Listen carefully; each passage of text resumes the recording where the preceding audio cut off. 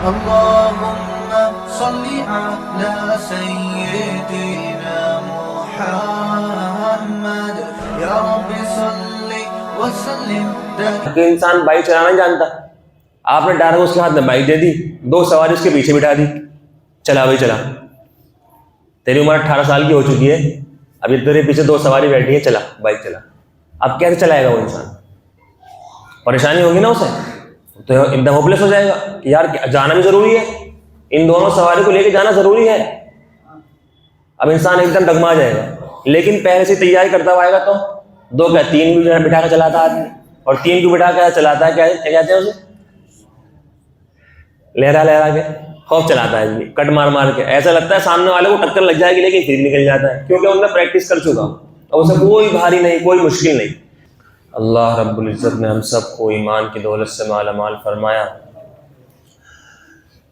رجب کا مہینہ شروع ہو چکا ہے اور اللہ کے نبی علیہ السلام دعا فرمایا کرتے تھے، اللہم بارک لنا فی رجب و شعبان وبلغنا رمضان. کہ اللہ رب العزت رجب اور شعبان کے مہینے میں برکت عطا فرما اور ہمیں رمضان تک پہنچا، تاکہ انسان جب رمضان کے مہینے میں پہنچے وہ گناہوں سے بالکل پاک اور صاف ہو کر پہنچے. جب انسان رمضان کے پاک مہینے کے اندر، برکت والے مہینے کے اندر پہنچے تو انسان بالکل گناہوں سے پاک ہو، گندگی سے پاک ہو، بالکل صاف ستھرا ہو، تب انسان کی تاکہ رمضان کے مہینے کے اندر اس کی مغفرت ہو سکے. رجب کے مہینے کی فضیلت ہے کہ رجب کی جتنی بھی جنگیں ہوئی ہیں، رجب کے مہینے میں کوئی جنگ نہیں ہوئی. کافر بھی جو ہوتے تھے کافر، وہ بھی رجب کے مہینے کا احترام کرتے تھے. اشہر حرم ہیں جو ان مہینوں کے اندر جنگ نہیں ہوتی تھی، کافر بھی مہینوں کا ان کا احترام کرتے تھے. اگر کسی کے باپ کا قاتل بھی سامنے سے گزرتا تھا اور رجب کا مہینہ ہو تو اس کو کچھ نہیں کہتے تھے. اتنا احترام اس مہینے کا کرتے تھے کافر. اور ہم تو پھر بھی الحمدللہ مسلمان ہیں، تو ہمیں اس کا کتنا ادب و احترام کرنا چاہیے. رجب کا مہینہ اسی لیے ہے تاکہ رجب کے مہینے کے اندر اللہ کے نبی علیہ السلام روزے رکھنے شروع کرتے تھے. رجب سے روزے رکھنا اسٹارٹ کرتے تھے، چھوڑ کے 1 رکھا، 2 رکھے، 2 دن چھوڑا، 1 رکھ لیا، 1 دن چھوڑنا، 2 روزے رکھ لیے. اور پھر رجب کے بعد جب شعبان کا مہینہ آتا تھا اس کے اندر تھوڑے اور زیادہ روزے رکھنے شروع کرتے تھے. پھر جب رمضان کا تاکہ مہینہ آئے تو ہمیں دشواری پیدا نہ ہو، ایک دم عجیب سا نہ لگے. پہلے سے انسان جب سنتا رہتا ہے نا تو اس کو عمل کرنا بات پہ آسان ہو جاتا ہے. انسان پہلے سے روزہ رکھنا اسٹارٹ کر دیتا ہے جب، تو رمضان کا مہینہ آئے گا تو اس کو ایک دم عجیب سا نہیں لگے گا، یار یہ کیا ہوا ایک دم، اب تو روزے رکھنے پڑیں گے، چونکہ اس نے پریکٹس پہلے سے شروع کر دی. جو انسان پہلے سے پریکٹس شروع کر دیتا ہے، اب انسان بائک چلانا نہیں جانتا، آپ نے ڈائریکٹ اس کے ہاتھ میں بائک دے دی، 2 سواری اس کے پیچھے بٹھا دی، چلا بھائی چلا. تیری عمر 18 سال کی ہو چکی ہے، ابھی تیرے پیچھے 2 سواری بیٹھی ہے، چلا بائک چلا. اب کیسے چلائے گا وہ انسان؟ پریشانی ہوگی نا اسے، تو ایک دم ہوپلیس ہو جائے گا کہ یار جانا بھی ضروری ہے، ان دونوں سواری کو لے کے جانا ضروری ہے. اب انسان ایک دم ڈگما جائے گا. لیکن پہلے سے تیاری کرتا ہوا آئے گا تو 2 کیا 3 بھی بٹھا کے چلاتا آدمی، اور 3 کو بٹھا کے چلاتا ہے، کیا کہتے ہیں اسے؟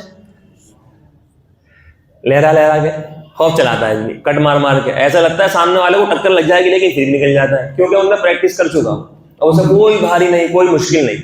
ایسی رجب اور شعبان کے مہینے اس لیے ہے کہ انسان تھوڑا تھوڑا روزہ رکھنا اس کے اندر شروع کر دے، تاکہ جب رمضان آئے تو اس کو مشکل پیش نہ آئے، اس کو دشواری پیش نہ آئے. رمضان مبارک کے مہینے میں اس کو روزہ رکھنا آسان پڑ جائے.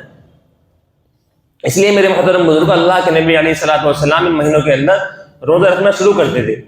اور ہم سب کو بھی یہی کرنا چاہیے، ہم سب کو بھی یہی کرنا چاہیے کہ جیسے رجب کا مہینہ شروع ہوا ہے، آہستہ آہستہ ہم گناہوں کو اپنے چھوڑنا شروع کر دیں. ایک دم تو گناہ نہیں چھوڑتے کسی سے بھی، ایک دم گناہ چھوڑنا بہت مشکل ہے. اللہ کسی کو توفیق دے دے کہ انسان توبہ کر لے اور سارے گناہ چھوڑ دے، یہ تو بہت بڑی بات ہے اور بہت برکت کی بات ہے.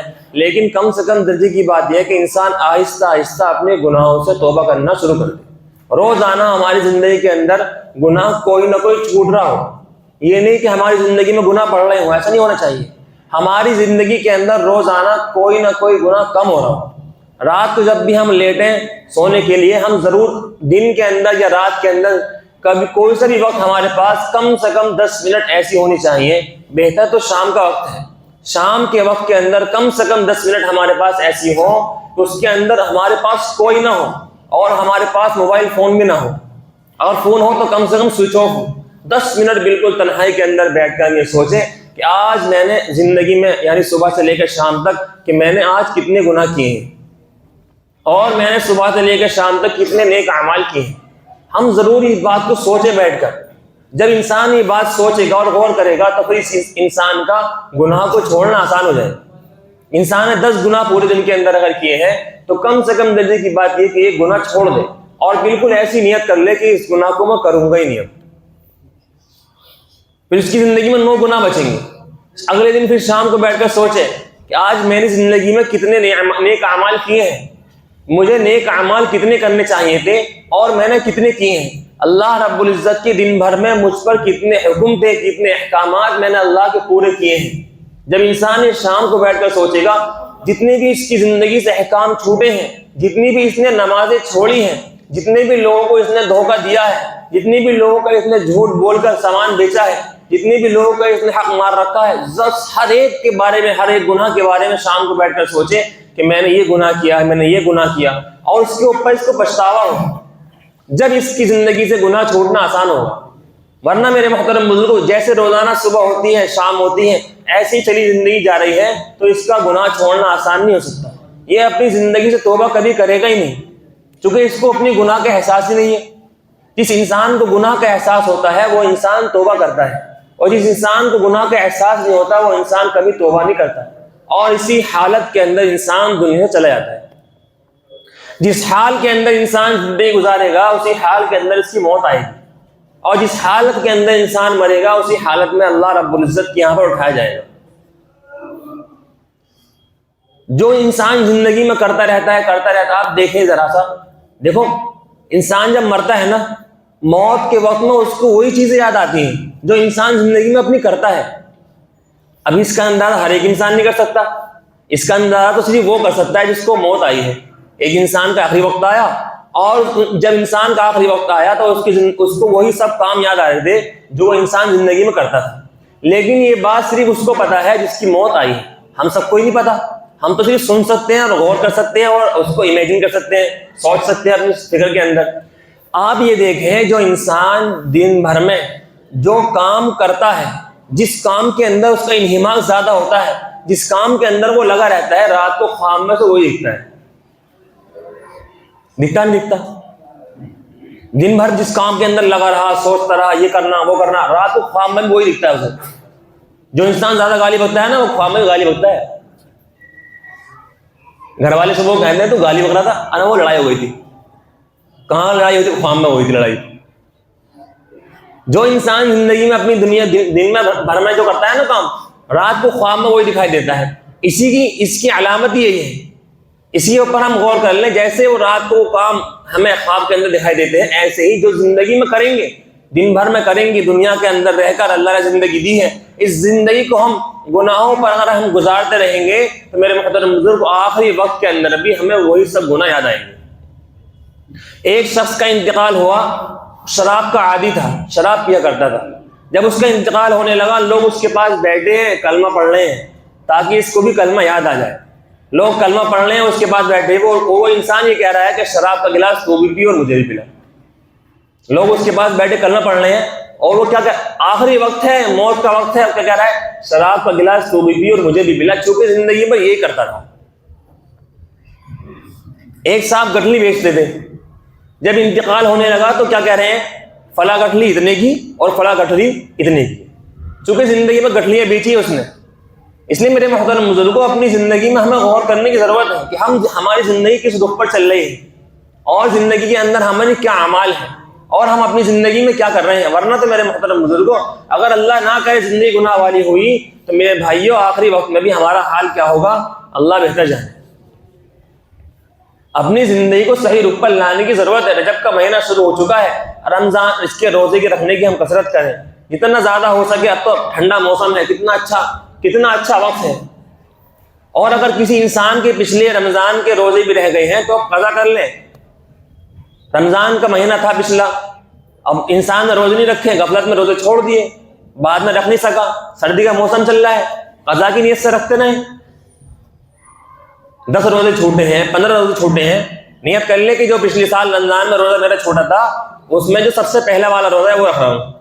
گنتی کر لیں آپ، 10 روزے آپ کے چھوٹے ہیں مثلاً، رکھ لیں 10 روزے رکھ رہا ہوں، اگلے دن پھر رکھ لیں، پورے مہینے میں پورے روزے کا آپ کر لیں، 10 روزے آپ رکھ لیں، آپ کے پچھلے والے بھی ادا ہو جائیں گے اور آپ کو روزہ رکھنے کی عادت بھی تھوڑی تھوڑی شروع ہو جائے گی۔ پھر آپ جب اپنی پچھلی قضا کر لیں گے تو میرے بھائیوں آپ انشاءاللہ اس مرتبہ روزہ چھوڑنے کی ہمت نہیں کریں گے۔ اور جو انسان پچھلے والے نہیں قضا کر رہا اس مرتبہ کیا رکھے گا وہ؟ جس انسان کو احساس ہوتا ہے نا تو انسان پھر کوشش کرتا ہے۔ ایک انسان قرض دار ہے، بہت قرض دار ہے، قرضے سے پریشان ہے، اب کسی طرح وہ کوشش کر رہا ہے میرا قرضہ اتر جائے، لیکن اس کو اگر دینے کی فکر ہے نا کہ مجھے لوگوں کو اپنا قرضہ دینا ہے تو وہ نیت کر لے گا کہ اب تو میں نے قرضہ لے لیا ہے، آئندہ میں نہیں لوں گا انشاءاللہ۔ کیوں؟ کیونکہ اس کو فکر ہو چکی ہے اپنی کہ مجھے انشاءاللہ لوٹانا ہے، اور جس کو لوٹانا نہیں ہے وہ تو لے رہا ہے، چل رہے گاڑی کھا رہا ہے، پی رہا ہے۔ میرا نام ہے اللہ دیا، جس کا لیا اس کو کبھی نہ دیا۔ صرف نام رکھ لینا بھی میرے محترم بزرگ کافی نہیں ہے، اپنی زندگی کے بارے میں ضرور ہمیں غور کرنا چاہیے، اور رمضان کے خوب جتنا ہو سکے اس کی خوب تیاری کریں، اپنی زندگی سے گناہوں کو نکالنے کی کوشش کریں، جتنا ہو سکے روزانہ کم سے کم اپنی زندگی کا محاسبہ ضرور کریں۔ شام کو سوتے وقت ہم ضرور اپنی زندگی کا محاسبہ کریں کہ ہم نے کتنے اچھے اعمال کیے ہیں اور آج ہم نے کتنے برے عمل کیے ہیں۔ اپنی جب ہم زندگی کو بیٹھ کر سوچیں، ایک منٹ کا ہم حساب کریں، کم سے کم نیت کر لیں کہ انشاءاللہ روزانہ میں اپنی 10 منٹ نکالوں گا۔ بتاؤ کون ارادہ کرتا ہے انشاءاللہ؟ انشاءاللہ ہم اپنی 10 منٹ روزانہ نکالا کریں گے اور اس کے اندر بیٹھ کر ہمیں سوچا کریں گے کہ آج ہم نے کتنے اچھے کام کیے ہیں اور آج ہم نے کتنے برے کام کیے۔ یہ نہیں کہ میرے محترم بزرگوں صرف جلدی کے اندر ہم نماز پڑھنے آئے، خود بیان شروع کس وقت ہوتا ہے اور ہم کس وقت آتے ہیں، اذان کی تکبیر ہو جاتی ہے، نماز شروع ہو جاتی ہے جمعے کی، اس وقت بھی یہ لوگ نماز پڑھنے آتے رہتے ہیں، اور نماز پڑھی صرف 2 رکعت نماز پڑھی اور 2 رکعت پڑھ کے سیدھے ہم نکل گئے۔ جلدی نماز، کیا کہتے ہیں لوگ، جلدی نماز پڑھ لیں اور پھر آرام سے بیٹھ کے کھانا کھائیں گے، جلدی نماز پڑھ لیں اور پھر ہم جا کے فلاں کام کریں گے۔ حالانکہ میرے بھائیو ہونا تو یہ چاہیے تھا کہ آرام سے نماز پڑھ لیں اور جلدی ہم کھانا کھا لیں، لیکن آج بالکل حساب الٹا ہو چکا۔ جلدی کھانا کھا لیں، کیا جانا ہے پھر، جلدی نماز پڑھ لیں، فوراً جانا سیدھے چائے کی دکان پر، جلدی ہم نماز پڑھ لیں، فوراً فلاں کام کے لیے جانا ہے۔ اس لیے میرے بھائی جب نماز کے اندر سکون نہیں ہوتا نا، جلدی نماز پڑھنا ہے انسان، تو پھر اس کو کیا ہوتا ہے، نماز میں خیالات سارے رہتے ہیں، پتہ بھی نہیں کتنی رکعتیں ہوئی ہیں۔ اپنی نماز 4 رکعت کی سنت کی نیت باندھی انسان نے، پتہ ہی نہیں کہ میں نے 3 پڑھی ہیں 4 پڑھی ہیں، پچھلی رکعت میں نے سورہ فاتحہ پڑھی تھی نہیں پڑھی تھی، کیونکہ اس کے ذہن میں ہے نا، ذہن نماز کے اندر نہیں ہے، اس کو سکون ہی نہیں ہے، وہ تو نماز پڑھنے میں آ گیا۔ اپنے جب نماز پڑھنے انسان آیا ہے تو اپنے کاموں کو پیچھے چھوڑ کر نہیں آیا، وہ تو بس نماز پڑھ، جمعہ تھا نماز پڑھنا آ گیا۔ ورنہ جب نماز کے لیے ہم مسجد کے اندر داخل ہوئے ہیں، جیسے انسان اللہ کے گھر میں داخل ہوا، اللہ کے غیر کو سارے کو پیچھے چھوڑ دے بالکل۔ اب میں مسجد کے اندر آ گیا ہوں، اب مجھے دنیا کی کوئی فکر نہیں، کوئی ٹینشن نہیں، موبائل فون بالکل بند کر دیں اور سیدھے دھیان کے ساتھ اللہ رب العزت سے مانگے، نماز پڑھیں، اللہ سے مانگیں۔ میرے بھائیو اللہ کے گھر کے اندر آنے کے بعد بھی اگر ہم اللہ سے نہیں مانگیں گے تو کہاں مانگیں گے بتاؤ؟ ہم نے تو اللہ سے بالکل مانگنا چھوڑ دیا، اس لیے دنیا کی در کی ٹھوکریں کھا رہے ہیں، اس لیے در پہ جا کر مانگنا پڑ رہا ہے۔ اللہ کے گھر میں آئے، صرف 2 رکعت نماز پڑھی پٹافٹ اور فوراً ہم چل گئے۔ ہوتا تو یہ چاہیے تھا میرے بھائی، مسجد کے اندر آنے کے ایک جگہ بیٹھا تھا میں، ایک صاحب تھے، ان کے یہاں بہت سارے کسٹمر تھے، کسی نے فون چلانے لگا، کوئی انسان بیٹھا ہوا کوئی یوٹیوب وغیرہ چلا رہا تھا، انہوں نے فوراً کہہ دیا اے موبائل بند کر لو، کون چلا رہا ہے موبائل؟ فوراً انہوں نے موبائل بند کر لیا، اور جب تک میں بیٹھا رہا کسی کا فون نہیں چلا۔ لیکن مسجد میں آنے کے بعد اللہ کا گھر ایسا ہے کہ یہاں پر ہمارے فون بند نہیں ہوتے، نماز چل رہی ہے اور فون بھی گھنٹی بج رہی ہے، اس کی اہمیت زیادہ ہے۔ یہاں پر کوئی کچھ کہتا نہیں ہے نا، اس لیے یہاں کی اہمیت نہیں ہے۔ اس لیے میرے محترم بزرگوں، اللہ کے گھر کے اندر آئے ہیں، دھیان کے ساتھ نماز پڑھ کر خوب انسان اللہ رب العزت سے اپنی ساری ضرورتیں اللہ کے سامنے رکھے، ساری باتیں اللہ رب العزت سے کہے کہ اللہ یہ میرا یہ مسئلہ ہے، میرا یہ مسئلہ ہے، میری یہ پریشانی۔ روزانہ انسان ساری پریشانی اللہ رب العزت کے سامنے رکھے اور اللہ سے کہے، انشاءاللہ بہت جلدی اس کی ساری پریشانیاں ختم ہونی شروع ہو جائیں گی۔ جو انسان اللہ سے مانگتا ہے اللہ اس سے خوش ہوتے ہیں۔ اللہ جو انسان دھیان کے ساتھ اللہ رب العزت سے مانگے گا، اللہ اس کو کسی اور سے مانگنے نہیں دیں گے، اور جو انسان اللہ سے نہیں مانگے گا وہ اللہ کہتے ہیں جا جس سے چاہے مانگ. ارے پورے دن مزدوری کری اور شام کو جب پیسے ملنے کا وقت آیا چلا گیا چھوڑ کر, تو کیا فائدہ اس کی مزدوری کا؟ نماز پڑھی, دعا مانگنے کا وقت آیا چلا گیا چھوڑ کر. اس لیے میرے بھائیوں یہ نیت کر لیں کہ انشاءاللہ آج سے روزہ رکھنے شروع کریں گے, اور دوسری بات اللہ رب العزت سے خوب مانگیں گے. اور ایک چھوٹی سی بات یہ ہے کہ لوگ کہتے ہیں جو انسان 3 جمعے لگاتار چھوڑ دیتا ہے وہ انسان اسلام کے دائرے سے نکل جاتا ہے.